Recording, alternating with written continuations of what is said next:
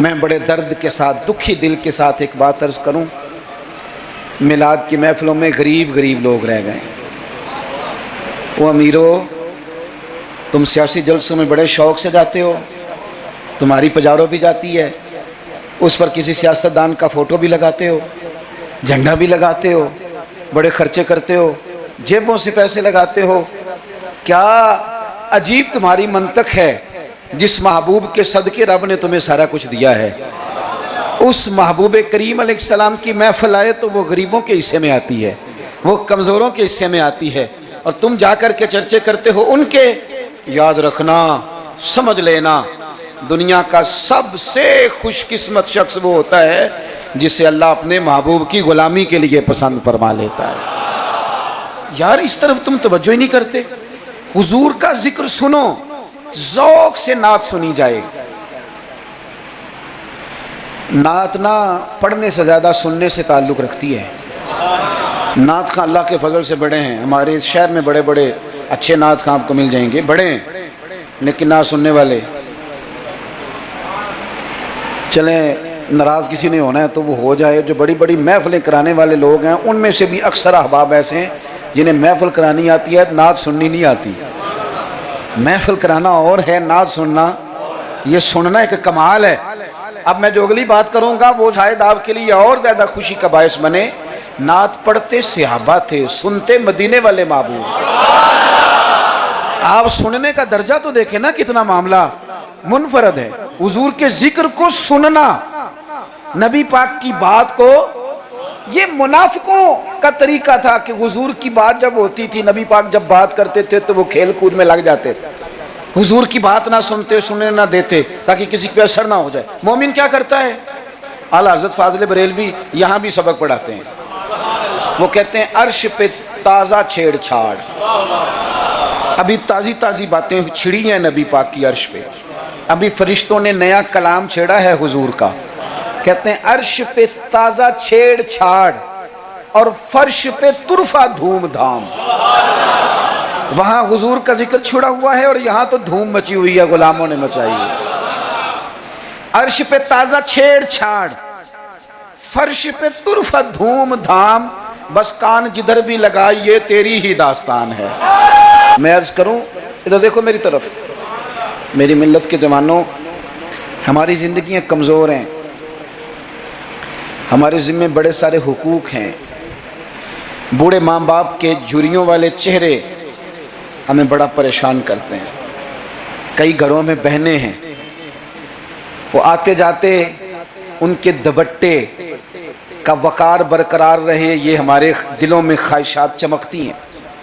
بیٹی چھوٹی سی بھی آنگن میں دوڑ رہی ہو تو باپ نہ چھوٹی بیٹی دیکھ کے بھی کہتا ہے اللہ نصیبہ اچھا کر دو، اللہ اس پہ رحمت کرنا۔ اسے زمانے کی ہمارے ذمہ ڈیوٹیاں ہیں، ان ڈیوٹیوں کے لیے نا ہم اپنے گھر سے نکلے ہوئے ہیں۔ کوئی مزدوری کرتا ہے، کوئی محنت کرتا ہے، کوئی ادھر جاتا ہے، اس رستے میں نا ہمارا کئی لوگوں سے واسطہ پڑتا ہے۔ کچھ ہم سے اپنے قصیدے پڑھواتے ہیں، کچھ تعریفیں کرواتے ہیں، کئی جھوٹ بلواتے ہیں، کئی کہتے ہیں تو یہ والا کام کر پہ نوکری مل جائے گی، کئی کہتے ہیں تو میرے ساتھ لگ جا، تو کہہ کہ میں بڑا اچھا آدمی ہوں تو شاید میں تجھے کسی یورپ کے ملک کا ویزا دلا دوں۔ یہ جھوٹے ہیں سارے، یہ جھوٹی تعریف کرائیں گے، تیری زبان کو دھوکے کا عادی کر دیں گے، تیرے مزاج کے اندر ایسی چیزیں بھر دیں گے جو تیرے لیے نقصان کا باعث ہوں گے۔ یہ تجھے پتلی کا تماشا بنا دیں گے، ریموٹ کنٹرول بنا دیں گے۔ یہ دنیا تھکا مارتی ہے، یہ اتنا دیتے نہیں جتنا پریشان کرتے ہیں۔ یاد رکھو یہ ساری چیزیں دھوکہ ہیں۔ دنیا میں ایک دروازہ ایسا ہے جس کی تعریف کرو نا تو دنیا بھی آخری حد تک ملتی ہے، اور آخرت میں تو خدا پھر فضل ہی بڑا فرمائے گا۔ اور وہ دروازہ ہے مدینے والے محبوب کا، وہ نبی کریم کا دروازہ ہے۔ حضور کی جو تعریف ہے نا، جو نبی پاک کی چوکھٹ کی تعریف کرنے والے ہیں، حضور کے دروازے کی جو تعریف کرنے والے ہیں نبی پاک کی، ان میں سادے سادے لوگ بھی ہیں۔ مجھے نہیں پتا کہ زیادہ سریلا نعت خواں کون ہے، مجھے نہیں پتا آج کل زیادہ ریٹ کس کا ہے، میں نہیں جانتا، لیکن ایک بوڑھی سی اماں مدینہ شریف میں، سادی بالکل اور ان پڑھ بھی جملے پنجابی کے بھی ٹھیک نہیں ادا کرنے آتے۔ میں حضور کی بارگاہ کی حاضری دے کے آ رہا تھا تو بالکل باہر نا مسجد نبی شریف کے جنگلے سے باہر نکل کے وہ بوڑھی اماں، سادے سے کپڑے، پنجاب کی تھی، کسی گاؤں کی تھی، اور عمر بھی بہت زیادہ تھی. اس کے سادے سے جملے، وہ دور بیٹھ کے نا، چونکہ قریب تو خواتین کا آنا درست ہے بھی نہیں اور وہ آنے بھی نہیں دیتے، پیچھے باہر ہم نکلے بازار میں تو وہاں نہ شاید کسی کا انتظار کر رہی تھی، بچے نے وقت دیا ہوگا کہ اماں تو یہاں بیٹھ جانا تو میں آ جاؤں گا، تو وہاں بیٹھی تھی. چلیں میں نے بھی بہت سارے نعتیں سنی ہیں الحمدللہ، سنتے رہیں گے جب تک زندہ ہیں، پر اس بوڑھی اماں کے نا 2 جملے 2 فقرے، پھٹ گیا میرا کلیجہ اور کئی دن میں روتا رہا. وہ اپنے لب و لہجے میں نا، اپنے انداز میں، سادے کپڑے اس کے اور سادہ اور پرانا دوپٹہ، اور زمین پہ اسی طرح بیٹھی تھی جس طرح غریب لوگ بیٹھ جاتے ہیں روٹی کھانے کے لیے، مزدور بیٹھ جاتے ہیں. پتہ کیا کہہ رہی تھی؟ نعت کیا پڑھ رہی تھی، کیا اس کا انداز تھا نعت پڑھنے کا.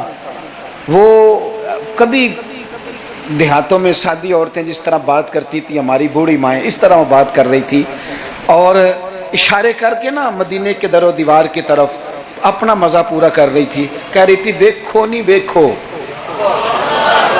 اس کا لہجہ ہے، ادھار لے کے بات کر رہا ہوں، اس کا لہجہ ہے، اس کی بات ہے، اور شعر میں وزن کیسا ہے اور جملے کی ترتیب کیسی ہے یہ شاعر بتائیں گے. مجھے تو لطف آیا تھا تو میں بات آگے نقل کر رہا ہوں. وہ کہہ رہی ہے اور وہ مطلب عوام کو متوجہ نہیں کر رہی، وہاں تو ہے ہی کوئی نہیں، اکیلی بیٹھی ہے، اپنا ذوق پورا کر رہی ہے. اور لگتا ہے کہ وہ نا، مجھے یوں لگتا ہے کہ جیسے نا وہ حور و غلمان کو متوجہ کر کے کہہ رہی ہے، اور اس کی آنکھوں میں آنسو ہیں. تھوڑی دیر اتنا روتی ہے کہ آواز بھار آتی ہے اس کی، پھر دوبارہ بات شروع کرتی ہے، پھر اپنے پلو سے آنسو پہنچتی. کہتی کیا ہے؟ کہتی ہے ویکھو نی ویکھو کڈے کرم کمائے سوں، میرے جے گندے مندے بھی در تے بلائے سوں. ویکھو نہیں ویکھو، ویکھو نہیں ویکھو کڈے کرم کمائے سوں، اب میرے جے گندے مندے بھی در تے بلائے سوں. تھوڑا چج جانا چاہیے حضور سے پیار کرنے کا، تھوڑا نا چج جانا چاہیے، تھوڑا طریقہ ہونا چاہیے. اس کے لیے مہنگی محفل کی ضرورت نہیں، اس کے لیے ذرا ذوق کی ضرورت ہے. اس کے لیے میرے پاس نا، میں چھوٹا آدمی ہوں لیکن کم از کم 100 مجھے روز پیغام ملتے ہوں گے کہ پیر صاحب ٹائم چاہیے، پیر صاحب ٹائم. اب تو میں کئی دفعہ اتنا مجبور ہو جاتا ہوں کہ سوچتا ہوں یار میں چھوٹا آدمی ہوں، یہ مثلاً کیا کس حد تک انسان جو ہے وہ چلے گا. فجر کے بعد میں نے بیان کیا، زور سے پہلے میں نے بیان کیا، زور کے بعد میں نے بیان کیا، ابھی بھی میں بیان کر رہا ہوں. پر میں اپنی حیاتی تو قربان جاواں، میری تے محمد محمد پکیندے گزر گئی. ہے بڑا مزیدار کام. بڑے لوگ ٹائم لینے آتے ہیں، بڑی بڑی سفارشیں کہتے ہیں انٹرنیشنل ہماری محفل ہے، انٹرنیشنل محفل ہے، فلانا بھی آیا، فلانا بھی آیا، فلانا بھی آیا، اتنے عمرے کے ٹکٹ. اپنا اپنا ذوق ہے، یہ بھی اچھے لوگ ہیں، کمال بات ہے. ایک دور سے جنوبی پنجاب سے بوڑھے بابا جی آئے، ان کو نہیں زیادہ، یہ بڑے سلیقے سے لوگ آتے ہیں، سفارشی رکے بھی لے آتے ہیں اور بھی بڑی چیزوں کا پتہ ہوتا ہے، کس اینگل سے جائیں گے تو کام بنے گا، سارا سلیقہ آتا ہے. لیکن وہ کسی نے کہا تھا کہ لگا جدوں میدان ازل دا تے لوکی چوراں وانگ سدھائے، کسی نے لوٹ لی علم دی دولت کوئی میر فقیر بنائے، آزم ویخ مقدر ساڈا اسی عشق خرید لے آئے. تے کسے دے سر تے تاج امامت اس علم پڑھاون سکھیا ہے، تے کسے نے پہنے فقر دا چوغا انہیں زہد کماون سکھیا ہے، آزم ویخ مقدر ساڈا اسا یار مناون سکھیا ہے. اپنے اپنے نصیب کی بات ہے. وہ بڑے لوگ آتے ہیں. میں آپ کو جو بات جہاں آپ کو کھڑا کرنا چاہتا ہوں وہاں آئیے گا. ایک سادے سے بزرگ سے، سیدھے سادے تھے، کندھے پہ رومال رکھا. جمعے والے دن میں گزر رہا تھا تو میرے کان میں ہلکی ہلکی بات، پریشرائز کر کے نہیں، کہنے لگے پیر صاحب جدوں بھی ٹائم ہوئے نا، مہینے نو، چون نو، چھیاں نو، سال نو، دو نو، یہ انداز ہے. جدوں بھی ٹائم ہوئے نا تو ایک چھوٹی جی محفل کرنی. میں ماڑا بندہ جے، تھوڑی جی میری تنخواہ ہے، میں کمیٹی پائی یار مہینے پیسے رکھنا، جدوں تھوڑے کٹھے ہو جان تے سونے دا میلاد کردہ. بڑی بڑی میں نے تقریریں سنی ہیں، بڑے بڑے بات سنے ہیں، حضور کی محبت پہ کلام سنے ہیں، مزہ آ جاتا ہے. لیکن یہ بھی کلام تھا حضور کی محبت کا. میں نے پلٹ کے نہ سر سے لے کر پیر تک وہ بابا دیکھا، اس کے نقش و نگار دیکھے، اس کے لبوں کی سادگی دیکھی، اس کا لہجہ دیکھ کے میں نے کہا چاچا جی تسی ٹائم چھڈو دسو جلسہ کدن کرنا ہے؟ کیوں؟ اس لیے کہ یہاں محبت ضروری ہے، پیار ضروری ہے، یہاں وفا دیکھی جاتی ہے، یہاں دل کا جذبہ دیکھا جاتا ہے۔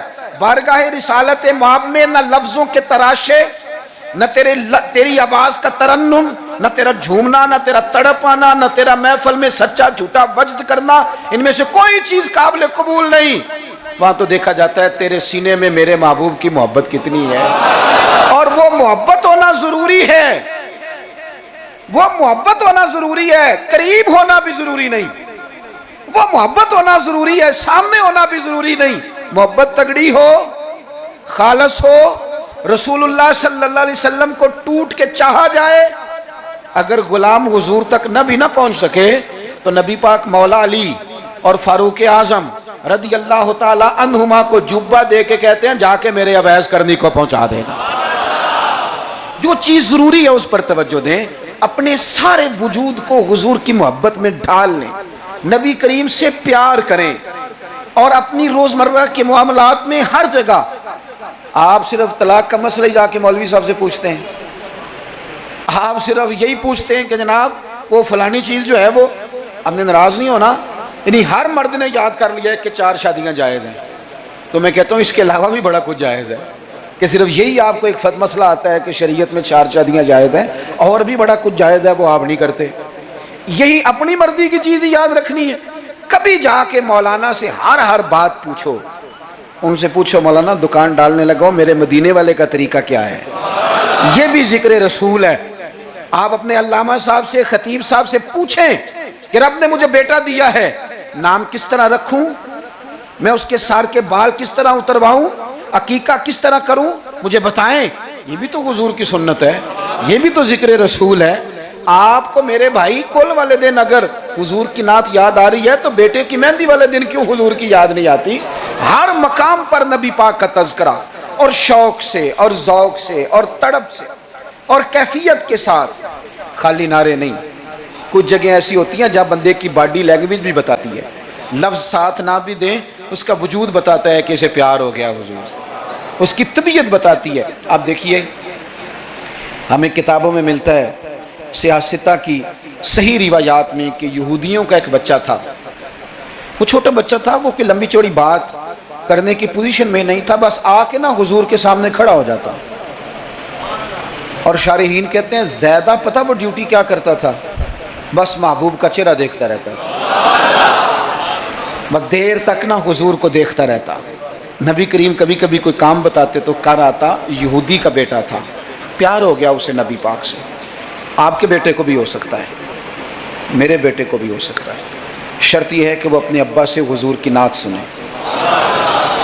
اس نے اپنے ابا سے دولت کی تعریف سنی تو اسے دولت سے پیار ہو گیا، اس نے اپنے ابا سے سنی نا بات کہ فلانے کا بیٹا ڈاکٹر بن گیا تو پیسے بڑے کما رہا ہے، فلانے کا بیٹا کاروباری ہے تو آگے بڑا گزر گیا، جو سنا سو اس کے دل میں آ گیا۔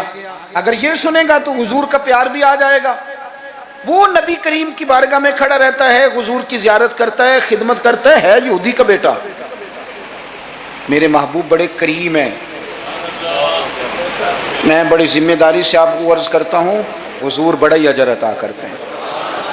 وہ یہودی کا بیٹا تھا، بیمار ہو گیا، قربان جائیں، 2-1 دن نظر نہیں آیا تو حضور فرمانے لگے چلو نا تیمارداری کرنے چلے۔ حضور تیمارداری کرنے کیسے نصیب ہیں، کیسی خوش بختیاں ہیں، سرکار سرانے بیٹھے ہیں، نبی کریم علیہ السلام کرم فرما رہے ہیں۔